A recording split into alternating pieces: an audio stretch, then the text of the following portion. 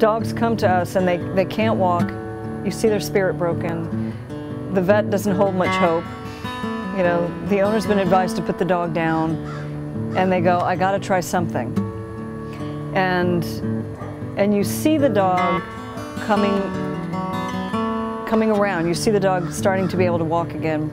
You see the dog's spark in his eye come back. You see the owner, like, the shoulders come back down from the ears, you know, that they're relaxing finally, that this is going to be okay, that I can do this. And, you know, every day that happens, and it just keeps it keeps telling me in that sense that I am doing the right thing here, and that this is very much needed in the community. And I wish there was a way to get it out even more, to be able to allow other owners and dogs to understand that, you know, that it isn't the end, you know, that it really is just the beginning.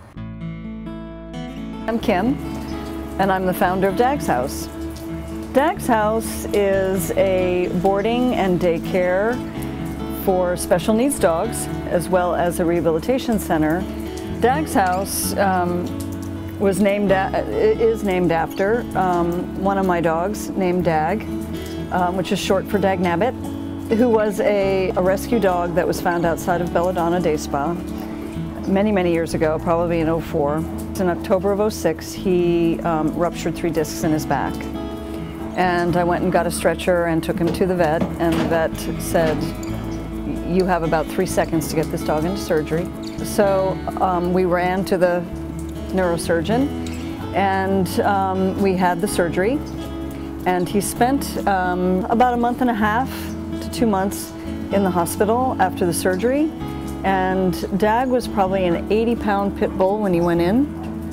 And over the month and a half that he was there, I watched him lose his muscle. I watched him lose the spark in his eye.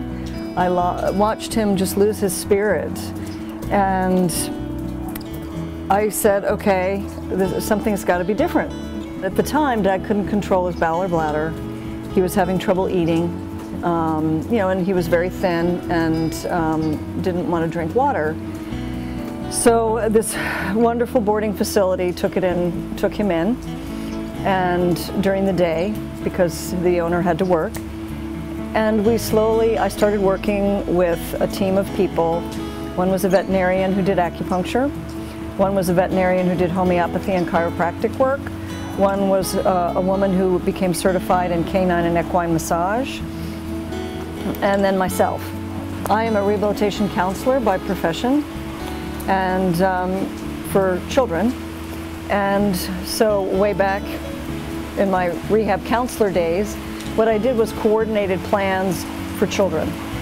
And so I worked with speech therapists and occupational therapists and speech therapists and, you know, teachers and doctors and, you know, social workers and all kinds of things. And so I said, well, why can't I do this for Dag? And so I coordinated all these people, and we started working. And it was a grueling year and a half.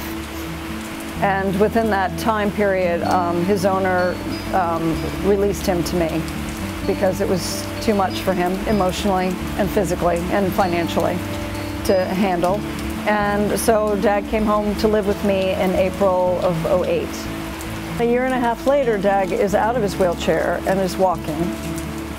And he can look like a drunk sailor at times, but he was the inspiration for Dag's House in the sense that in that year and a half, I said, now wait a second, like, I know other people do these surgeries. I know other people have dogs that are down. I know other people have dogs that are paralyzed, but it didn't mean that they were not meant to be here. And I was like, how can I provide a quality of life, or the best quality of life to a dog, even though he can't walk or she can't walk, and still have it not be a burden on the owner.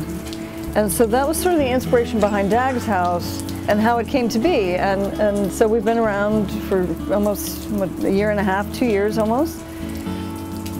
And it's just been an amazing journey for me.